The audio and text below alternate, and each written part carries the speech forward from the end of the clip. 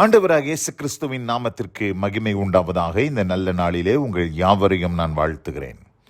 இந்த நாளின் தியானத்திற்கு என்று தெரிந்து கொள்ளப்பட்ட வேத பகுதி சங்கீதம் 138 சங்கீதம் 8 வசனம். Psalm 138 verse 8. கர்த்தர் எனக்காக யாவையும் செய்து முடிப்பார். கர்த்தாவே, உமது கிருபை என்றும் உள்ளது. உமது கரத்தின் கிரியைகளை நெகிழவிடாதிருப்பீராக. ஆமென். ஆங்கில வேதத்தில் வாசிக்கிறேன். The Lord will perfect that which concerns me.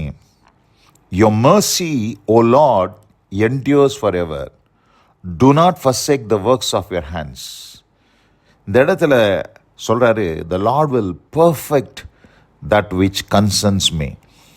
எவைகளெல்லாம் என்னை குறித்து தேவன் திட்டம் பண்ணினாரோ, தேவன் எனக்காக யாவற்றையும் செய்து முடிப்பார் என்பதை இந்த இடத்துல தாவீது சொல்லுகிறத நாம் பார்க்கிறோம்.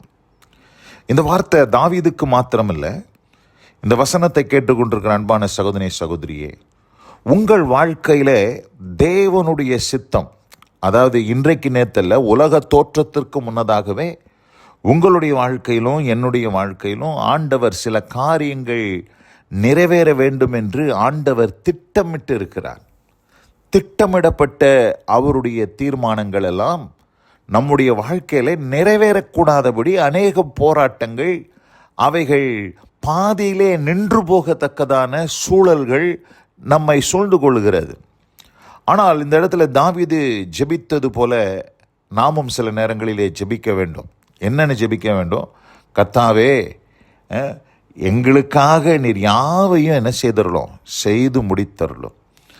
இங்கே தாவீதுக்கு தேவன் எல்லாவற்றையும் செய்து முடிப்பேன் என்று ஆண்டவர் சொன்னார்.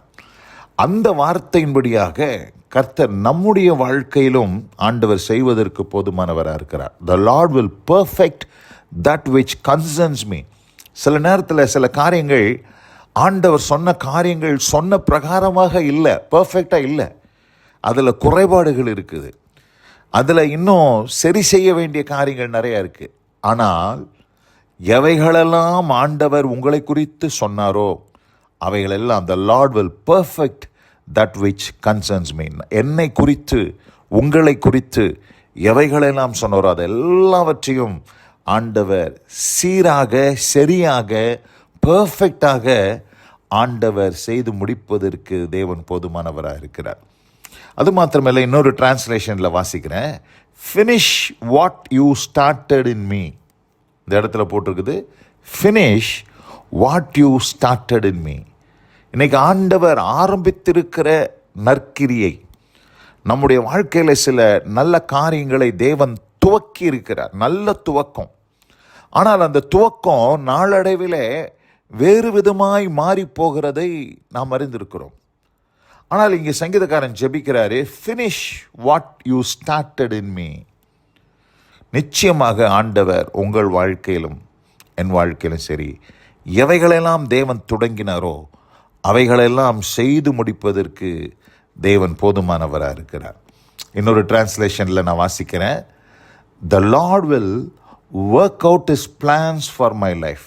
The Lord will work out His plans for my life. அப்போ அவருடைய பிளான்ஸ், அவருடைய திட்டங்கள், அவைகளை எல்லாவற்றையும் தேவன் நமக்காக செய்து முடிப்பதற்கு போதுமானவராக இருக்கிறார். தர்மியான இந்த நல்ல நாளில் கூட இந்த வசனத்தை கேட்டுக்கொண்டிருக்கிற அன்பான சகோதரனே சகோதரியே, உங்கள் வாழ்க்கையிலும் ஆண்டவர் அவருடைய திட்டங்களை, அவருடைய தீர்மானங்களை நிச்சயமாக ஆண்டவர் நிறைவேற்ற தேவன் போதுமானவராக இருக்கிறார். பிலிப்பியர் 1:5 நான் வாசிக்கிறேன். உங்களில் நற்கிரியையை தொடங்கினவர், என்ன போட்டிருக்குது? உங்களில் நற்கிரியையை தொடங்கினவர் அதை இயேசு கிறிஸ்துவின் நாள் பரியந்தம் முடிய நடத்துவார் என்று நம்பி. அப்போ எது வரைக்கும் ஆண்டவர் முடிய நடத்துவார்?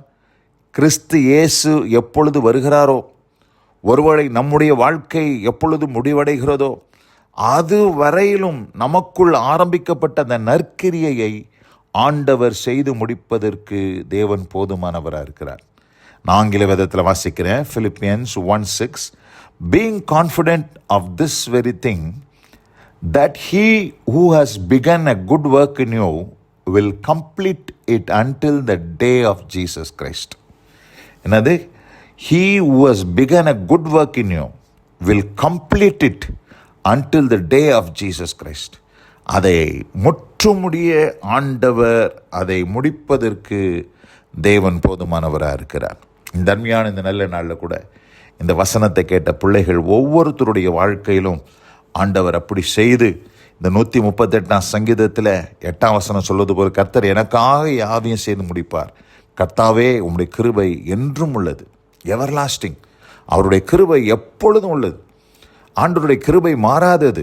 மலைகள் விலகினாலும் பர்வதங்கள் நிலை பெயர்ந்து போனாலும் அவருடைய கிருபை உங்களை விட்டு விலகாதுன்னு ஆண்டவர் சொல்கிறார். அதுதான் சொல்கிறார், என் கிருபை என்றும் உள்ளது, உமது கரத்தின் கிரியைகளை நிகழ விடாதிருப்பீரார். கரத்தின் கிரியை நம்மலாம் யார் தெரியுமா? அவருடைய கரத்தின் கிரியைகளாக நம்ம இருக்கணும். அதனால் அந்த கரத்தின் கிரியையை ஒரு நாளும் don't quit on me now, don't quit on me now என்று இந்த இடத்துல சொல்கிறத பார்க்குறோம். Don't abandon me for you made me. என்னை ஒருபோதும் கைவிட்டுறாது ஆண்டவரே, நீ நிகழ விடாதுரும், எங்களை நிகழ விடாதுரும், கடைசி பரியந்து எங்களை வழிநடத்தும் என்று சொல்லி இந்த இடத்துல சங்கீதக்காரன் ஜெபிக்கிறேன். இந்த வார்த்தையின்படியாக ஆண்டவர் இந்த நாட்களிலே உங்களை வழிநடத்தி ஆண்டவர் ஆசீர்வதித்து காப்பாராக. God bless you all. Amen, amen. நாம் ஜெபிப்போம். எங்கள் அதிகமாய் நேசிக்கிறதான எங்கள் அன்பின் பரலோக பிதாவே, நாங்கள் தியானிக்க கேட்ட இந்த வார்த்தையின்படியாக கர்த்தர் எனக்காக யாவையும் செய்து முடிப்பார். கர்த்தாவே உமது கிருபை என்றும் உள்ளது, உமது கரத்தின் கிரியையை நிகழவிடாதிருப்பீராக. பிதாவே, இந்த வார்த்தையின்படியாக உம்முடைய பிள்ளைகளுக்கு நன்மை செய்து கடைசி பரியந்தம் அவர்கள் வாழ்க்கையில் எவைகளெல்லாம் செய்து முடிக்க திட்டமிட்டீரோ அவைகளெல்லாம் செய்தருளி என்றென்றைக்கும் மாறாத உம்முடைய கிருபையை தந்தருளி உம்முடைய கிரியைகளாக இருக்கிற உம்முடைய பிள்ளைகளை நிகழவிடாமல் கடைசி பரியந்தம் காத்து வழிநடத்தி ஆசீர்வதிப்பினார். தேவ கிருபைக்கு தாழ்த்துகிறோம். இயேசு கிறிஸ்துவின் வல்லமை மிகுந்த நாமத்தில் பிதாவே. ஆமென், ஆமென்.